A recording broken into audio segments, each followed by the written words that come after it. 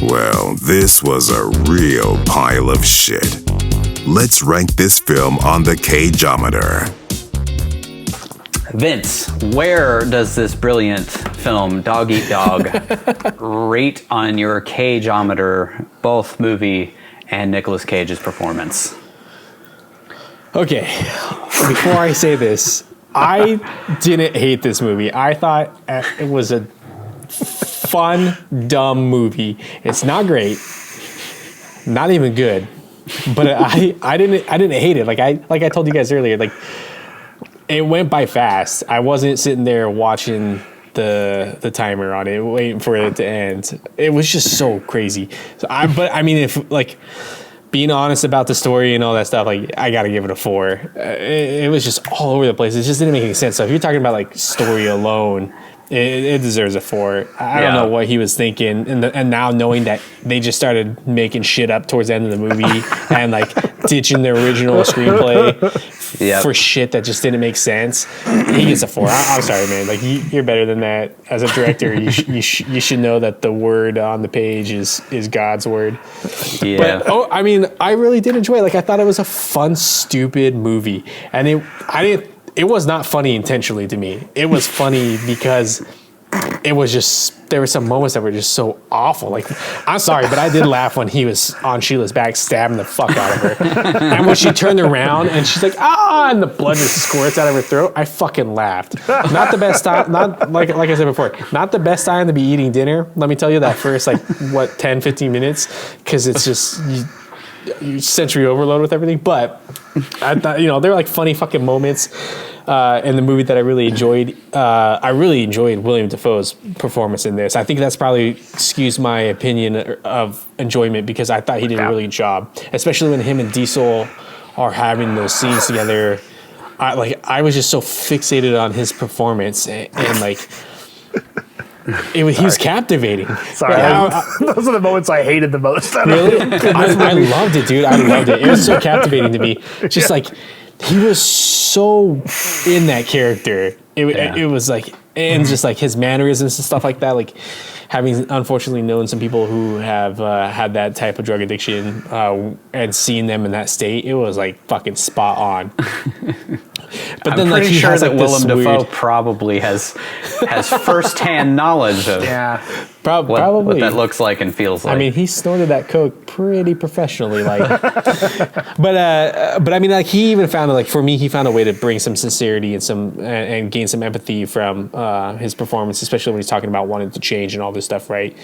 But it was just so chaotic. I mean, we all know it's not a great movie, so it gets a 4. As far as Cage, I'll give him a 6. I felt I'll give him a 6 because once again, he just starts like kind of doing his thing, and at times it makes the movie a little more enjoyable for me. But overall, what the fuck? Why would you do this movie? Because you obviously weren't invested in it. You fucking mailed it in more than any other. I thought Grand Isle, he mailed that performance in. I watched a little thing. It was like an introduction for this film that was supposed to be played before a film festival, and he said this is exactly the kind of film he wants to be doing at this point in his career. Those were his exact words. Wow. Really? So why didn't you give a shit about it? One. Yeah, he walked away from day one. I just felt like he was just there. He did give Willem Dafoe $100,000 to be okay. That's probably so you could hang out with him for a month. Probably. Just wanted to be around Willem Dafoe. Yeah. Who wouldn't want to be around Willem Dafoe, though? I mean, $100,000 not that much money for him. I mean, I'd pay a couple $100 to hang out with you guys for a month, so it doesn't seem that that outlandish. True. Think about how much money he spent on that dinosaur skull. Or this was a drop in the bucket. Right. The 50 fucking houses that he owns. Or those dreadlocks. And it wasn't really like he gave them money. He just gave up $100,000 of money he was getting from this movie to do it. So he just took a cut and pay. Right. Then apparently they didn't even want to give him what he got there. Right. He had to fight him for it. He literally had to leave the state to make a statement to them. But I mean, on top of that, like, more of why I give him a higher rating is because without him carrying this movie along, it would have fucking gone nowhere. I mean, like, his character unfortunately was the catalyst to make everything start moving. Otherwise, I mean, if it were left up to the other two characters, it would have just been fucking chaos. But like the way that even like his straight playing of shit, it just, he still kept shit moving, and he didn't get too crazy at points, which would have really hindered the movie even more than this movie hinders itself. All right, Nigel, where does Dog Eat Dog rate on your Cageometer? So I'm going to echo a lot of what Vince said. I think one of these next times I want to go first, so it doesn't sound like I'm just copying what he says about this stuff. I just kind of like kept it the same order the whole way through, just because they're written that way. So I just want people to know I'm not copying what he says, but I feel like because he said it, a lot of it is it's a mess. It is not an interesting movie. Sorry to interrupt, but like I have struggled every single damn time with this because I go last and I'm like, fuck, what do I say after they say it? They said everything already. So like the last couple times I actually wrote it out. Yeah. That's smart. I should do that. Not this time though. But I mean, I'm sure there'll be other times like Weatherman where I say a bunch of shit and you guys don't agree with it, so you have your own stuff to talk about, so we don't just cover the same stuff. Yeah.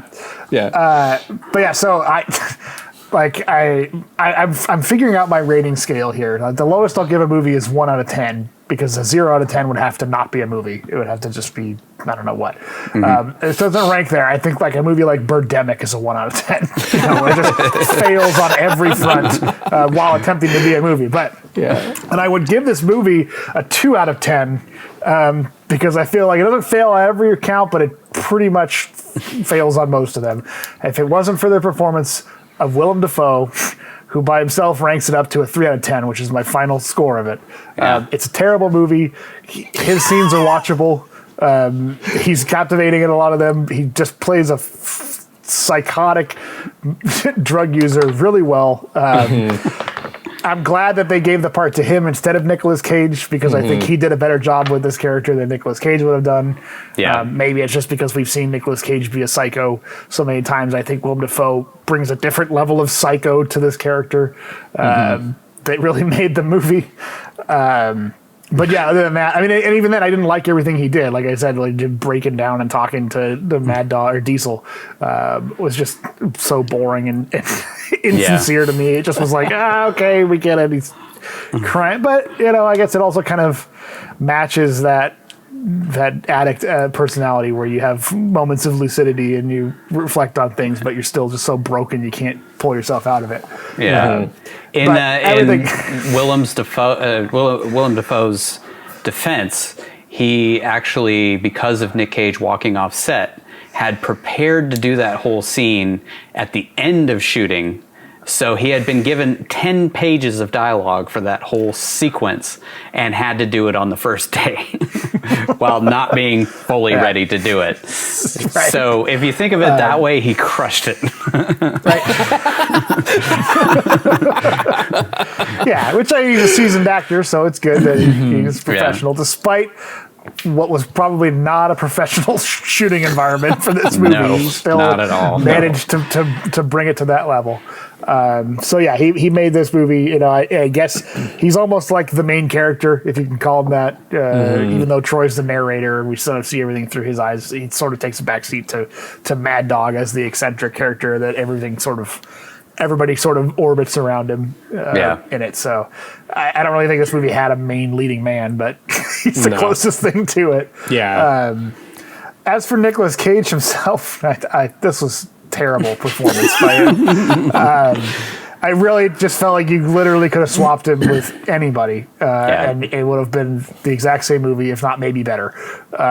So I'm giving him a 2 out of 10 for it. It really just felt like he was just reading lines and just shitting his way through.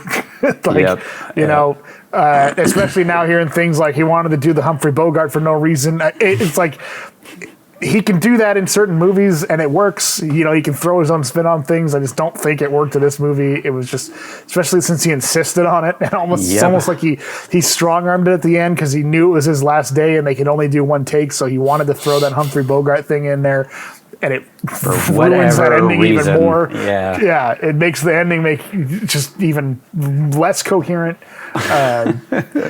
So when he's not doing that, and then when he's not doing that, he's just sort of reading his lines by rote. He's not really, you don't really get any moments of freaking out. He doesn't really feel that sincere to him. Like, he's just along for the ride, and then apparently sexually assaulting actresses against their wishes because it's cool, because he thought the character would do that. I guess that'll be something. Improv. Right. That part, I kind of glad I picked up on those vibes because it felt super uncomfortable to me. yeah. I was like, this does not seem scripted. The reaction does not seem genuinely fake, I guess I should say. Yeah. So yeah, this is pretty low on the ladder, and I'm sure we're gonna run into a lot of movies like this because if that's the kind of shit he wants to do now in his phase of his career, we're probably gonna be seeing a lot of it. Yeah, I would Can't say I blame him guarantee too it. much for it. It's an easy paycheck, just because I think a lot of especially people he's worked with in the past are probably totally fine with him just reading lines and being Nicolas Cage on set, but. I mean, just putting his name on the poster guarantees a certain amount of interest. I mean, obviously, we're doing an entire show about his entire career. So, and it's almost like, he just didn't have to try for this one, so he didn't. So, and it really shows that he didn't really try. It just sort of, You compare his performance in The Weatherman versus this movie, and it's just... It's like two different people. I gave him a 9 out of 10 on Weatherman because he could totally dissolving into that role and giving it his all. That's back when he cared. Right. This is literally just like they got him to read lines. It's like he was just doing a table read, but even worse. For a lot of this stuff. I think most of the movie was like one take, done, move on. It definitely feels that way. Yeah. Yeah. Which, I mean, if they shot it in 23 days, that makes a lot of sense. You don't have... For sure. Yeah. And there were a lot of sets. I mean, there was a lot of moving around, so it couldn't have been easy to set all of that up in the amount of time that they had. So I think, it was probably like one take. Good enough. All right. Moving on. Let's cash some paychecks. On my Cageometer, I gave this movie a 3 as well. It's just an incoherent mess. I mean, from start to finish, I know Paul Schrader defends his choices as I wanted to keep people on edge, but it was it doesn't make any fucking sense. Why did you do this? Why did you do that? Why did you compare it to something like David Lynch, who keeps people on edge, but also has that quality of it's surreal, but it's engaging. Yeah. Yeah. This feels like it's surreal, but if you try to engage with it, you don't get any payoff, and it just makes even less sense. And it's like, why bother? It feels insulting. Yeah. I feel like it was like Paul Schrader, just like he was hanging out with these kids who were film school students, and they had ideas, and he was like, oh, I like that. Oh, I like that. Oh, I like that. And he just threw them all into the movie. It didn't seem like he gave a fuck about the story through the entire thing. The story was the least important part of this whole film to him. Which, he said that this was a serious book and a serious screenplay that he decided when they started shooting was going to be a comedy. It's just decision after decision that I'm just baffled by. And, yes, it does keep me on edge, but for all the wrong reasons. It doesn't keep me engaged. It just keeps me going, what the fuck was that about? What the hell did that have to do with anything? What the hell did this have to... Why did he kill the mom? Why did he kill Sheila in the first scene? All she was doing was asking him to leave, and he just slaughters this woman that he apparently loves, that knows how to push his buttons, so of course he kills her. And then he shoots a little kid in the head 2 seconds later, and we're supposed to be this is a funny movie. To be funny. Why is this scene in black and white? Why? And it's just stuff why are they partying in their underwear in a Hotel 6 or Motel 6 room? Why is anything? Why is the mustard and ketchup fight going on? Why did they shoot the black people at the end? He said he wasn't trying to make a statement, but the cops are nowhere. Right. Yeah, you have your cops shooting them for no reason. And then the slow pan into the window of them dead. What the fuck does that have to do with anything? So, I give it a 3 just because, Willem Dafoe, it was Willem Dafoe. I mean, and I don't feel like Willem Dafoe was given much time to prep for this role. I feel like he was just kind of thrown into it, and he did a great job for what he had. But at moments, I agree with Nigel. What in the hell is the point of this monologue, and why did they stop at that strip club for a minute and a half? Like, there's so many things that are just like, what in the fuck is the point? What was the point of this film? What are you trying to tell me aside from, hey, look, I can make cool film things? Like, that's the only point I can take from this. Is like, look at these losers and look at all these cool shots I made. That's about it. That's all I'm getting all these from cool this. shots I had film students make Yeah. that were working with me. Yeah. I wanted to work with Nick Cage. I wanted to work with Willem Dafoe. And these film students came up with some ideas that I couldn't make as a 70-year-old man. So here we go. This counts as a movie. And I really feel like the whole movie was honestly just a paycheck for everybody involved. Oh, yeah. I think the film students probably got a lot out of it. And the guy who shot it had never shot anything in his life. The guys who made the music had never made a film score. Like, so this created some IMDb pages for a lot of people who wouldn't have gotten a chance to make one. It's a portfolio piece for a lot of people. So, I guess it succeeded in that, but I think maybe Willem Dafoe was just taking it seriously, but I feel like everybody else was phoning in their performance, including Paul Schrader. Like, 100%. He couldn't phone it in because he can't act to begin with. But I feel like he was phoning in his directorial. I didn't mean his acting. I meant his directing. Oh, touche. Because his acting. At times I holy shit. At times I found myself wondering, did he do a lot of drugs and then ask himself, how can I take this movie and turn it into a crazier version of The Big Lebowski? Because there are times where I kind of got that vibe where he was like trying to like pull off some of the stuff that the Coen brothers are really good at, and then also like you guys have said, like pull off some of the stuff Scorsese's good at. He seemed to jump into that Oliver Stone Scorsese route, and a little bit of the Coen brothers, where the Coen brothers are masters at like weaving different things together that seemingly don't have anything to do with each other, but in the end they do, or don't, but actually are enjoyable to watch. You know, that's the first step you should probably try and get, is like, make this enjoyable to anybody aside from yourself. Right. Which, can he really enjoy this movie that much? That's the real question. Like the article that Nigel sent us, he said he's made a lot of important films in his life, but Dog Eat Dog is not one of them. And I couldn't agree more. I could go on and on and on and on about this movie, but we have to move on. Nick Cage's performance, I thought, was exactly what Nigel said. He was just there. I mean, I got to give him a little more credit. I gave him a 3 instead of a 2.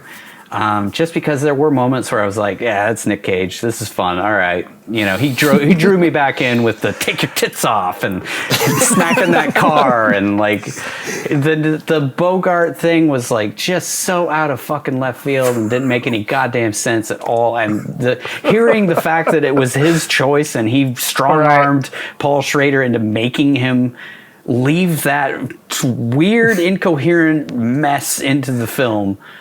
As much as I enjoyed him going off and doing stupid shit, you know, for the last 15 minutes of the movie, it didn't make any sense and it didn't add anything to the story. It didn't do anything for me whatsoever. That entire ending could have been cut and we just see Nick Cage die and be dragged by the car and we end the movie there, and I would have been like, well, okay, at least they didn't do a Humphrey Bogart impression for 15 minutes for no fucking reason. So yeah, I'm giving him a 3. So the tally on this was a little over 3, so 2 3s and a 4 for the movie. And Vince really skewed it here, so we got a 2, a 3, and a 6. I just feel like yes, it wasn't the greatest, but how much of that is really his fault? I mean, I agree like 100%. Honestly, I feel like he could have tried. At least tried. I feel like a lot of it was his fault. Okay. You know what? But it's your rating, so you don't have to. We're gonna have a first on here. I'm gonna give him a 5.5. You guys talk me into it. You keep it at a 6. That's fine. Yeah. I'm not trying to get you to change your rating. I get it, but at the same time, I'm like, I feel like the whole ending was his fault. Yeah, no, I agree 100% on that part. Like, Killing the mom, which didn't make any sense, was his fault. Willem Dafoe's weird emotional monologue that he had one day to rehearse for was Nick Cage's fault. A lot of his just like, obviously he's bored as shit and just going through the lines. That was definitely his fault. So yeah, I'm gonna give Nick Cage a big thumbs down on this one. He definitely contributed to the shittiness of this movie. Yeah, that's what I asked myself. Did he make the movie better? No. Could it have been better if it wasn't him? Yes. Potentially, yes. Yeah, I think. Yeah. You know, did he make the movie worse? Yeah, kind of seems that way. So, okay. yeah.